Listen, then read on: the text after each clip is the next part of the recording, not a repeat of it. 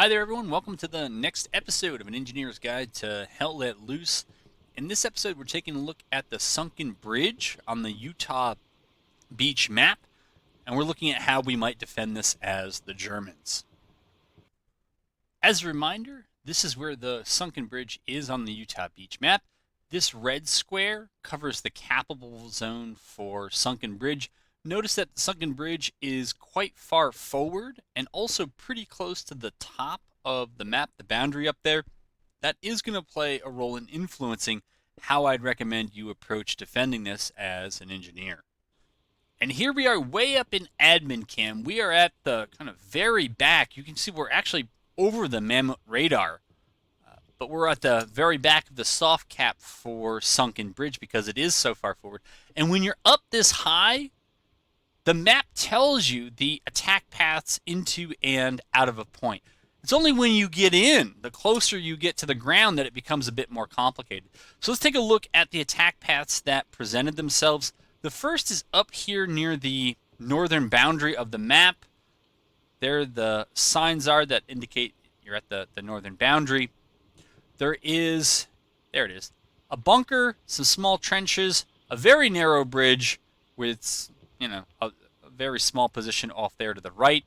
There is then this series of broken hedges and fences. That runs all the way back to Win 4. We then have this other path of broken hedges and fences that also runs to Win 4. Yet another series of broken hedges that run to Win 4. More of the same and more of the same.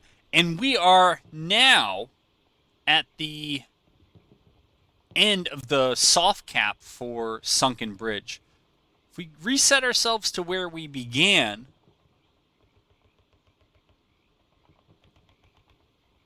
I would maintain that one of the most viable attack paths I've experienced usually ends up coming through this waterway, or if you don't get topside control early, they get someone in behind you, they get up in these hedges in the backside, and they cause you all sorts of problems. Nonetheless, even though those are some of the, I think, most profitable attack routes to Sunken Bridge, I would not maintain defending Sunken Bridge from the backside as I do for some of the other strong points. This is one where I think you just have to make sure that the easy paths in are fortified, and then it's going to be up to infantry and other things to tackle these more difficult problems on the backside. All right, so I'm going to turn now to some prescriptive advice on where you might think about building. If you have 150 or 300 supplies from a supply truck, you go ahead and drop it back here, get that supply truck into some concealment. I know that there's already this sort of a bunker here and some trenches. I would recommend, if you can finagle a level 3 bunker up on this side, that you do it to make sure you have topside control. You don't want them taking a transport truck, a supply truck, or anything, skirting the boundary. And remember, the trucks get longer out of bounds, and then driving up and around. You want to be up here. You want to shoot that driver if that's the route that they're going to take. If they try to bring armor up here for whatever reason, you can have anti-tank pop up and shoot them. But it's really an anti-infantry piece, and it gives you sightlines all the way back into Win 4. If you have an additional 150 supply on hand, I think your second level 3 barricade should be here and approximately at this angle. It gives you pretty much all the sight lines that you don't get from the level 1 barricade you built just across the road there. It's a secure ingress path for friendlies from behind you and spawns that are likely back that way. It obstructs some of the enemy's sight lines into the hard cap. It's a good forward position. Now that your supply truck's empty, you got to come on back. I would recommend filling that thing up and then dropping those supplies somewhere around here, and then again, just getting the supply truck back into concealment and shutting it off. You have some option, some flexibility. I think you need 2 constructions up here. So either 2 level 3 barricades or a bunker and a barricade. It's going to require a lot of supplies if you're going to do the level 3 bunker. It's going to require more than what you can bring in one supply truck run. So be cognizant of that. But The advantage of building up here is that it strengthens what's already here.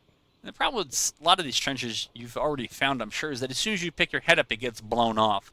Well, if you got a bunker and a barricade, especially built up as tall as those level 3s, that's less likely to happen.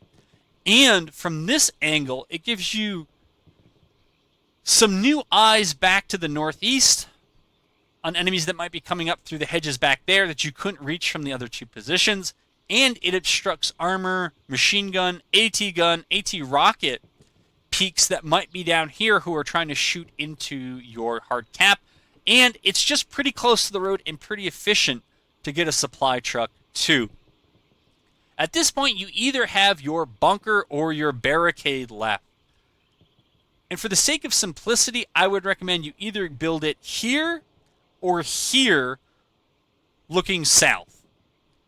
The constructions you've built so far have been built with an eye towards keeping the east.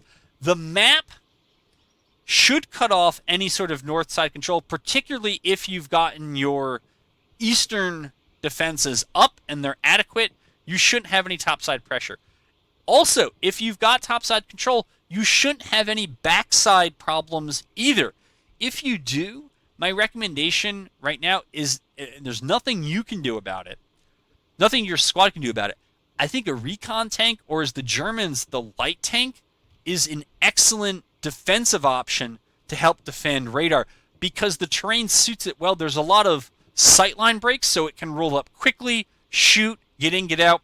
But if there's a recon team back here, if there's an airhead, supply drop to your recon team, attacking squads, they can all flex to that very quickly, destroy it, and then get out.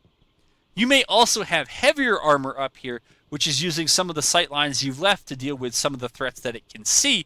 A lot of those are going to be south side threats, but your recon tank can still sit back here and ding folks who are pushing up from the south.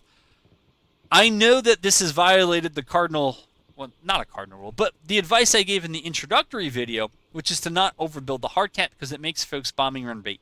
The reason why I am recommending it for this particular cap is that the alternatives are not much better for accomplishing the same purpose. How about that? Constructing here, I don't like having my sightlines immediately blocked, particularly by a likely enemy ingress path up through those hedges.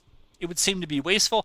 And the further away from the hard cap you build, the less immediate reinforcements you have on hand to respond to some emergency at the hard cap. Because an honorable mention position, if you're not as worried, or your squad isn't tasked with topside control, is to consider building either the bunker or the last barricade here. It gives you very good kind of southeast sight lines. It allows you to look back towards some of the most proximate hedges to the hard cap. It has a nice protected ingress path from spawns that are north or south of it. There's a lot that supports this. It also complements well something that doesn't really need to be improved, which is this broken stone wall here, an MG here, a rifleman here, has very good peaks almost all the way into Win 4. But those are not my most highly recommended moves. What you do with barricades and tank traps, because this map is so open, you can try to cut stuff off, but I think I'm going to, again, violate some of the advice I gave in the introductory video and maybe build up more towards the hard cap. If you really want to commit to the denying this topside movement, you could go with a Belgian gate here. You could go with barbed wire. You could go with anti-personnel mines. You can go with more barbed wire here or out here or over here next to whatever twin fortifications you decide to build. Try to build out some barbed wire. Put AP mines maybe on the backside. They're not going to explode on friendlies. They will explode on enemies. If you die and you end up respawning on the backside, the other side might have thoughts similar to the one I did, which is that a recon tank is very good back here. And so maybe you want to plant some AT mines, maybe in a bush or something like that in case enemy light vehicles roll on through them. But I think it's going to be hard to eliminate too many viable paths through cordoning them off through barbed wire or tank traps. I think you just got to break up the attacks and leave it to the rest of your infantry to use the improvements you've made to down them before they get to the hard cap. The most threatening attack route I usually see is through this canal. I don't think that there's an engineering solution to this. Because of the way water works with constructibles, using a barricade, a tank trap, anti-personnel mines, they're kind of all ruled out. The fact that it's low and it frequently has hedge cover on both sides makes it very appealing. The way I think you deal with this is with garrisons and OPs that are near it, and once you're done constructing, make sure your volume's up, and then just turn yourself into a kind of human landmine and listen for those footsteps. If you can down them, great. If not, tell your squad, hey, we got footsteps. I just checked the map. There's no friendlies up here. And they're going to react to that and shut that down. If squad lead marks it and you did take a recon or a light tank, it can quickly zoom over there and blow them up. So that's how I would approach defending this in the most time-efficient manner. I hope this helps you if you're tasked with defending Sunken Bridge at some point in the future, and I look forward to bringing you more episodes shortly.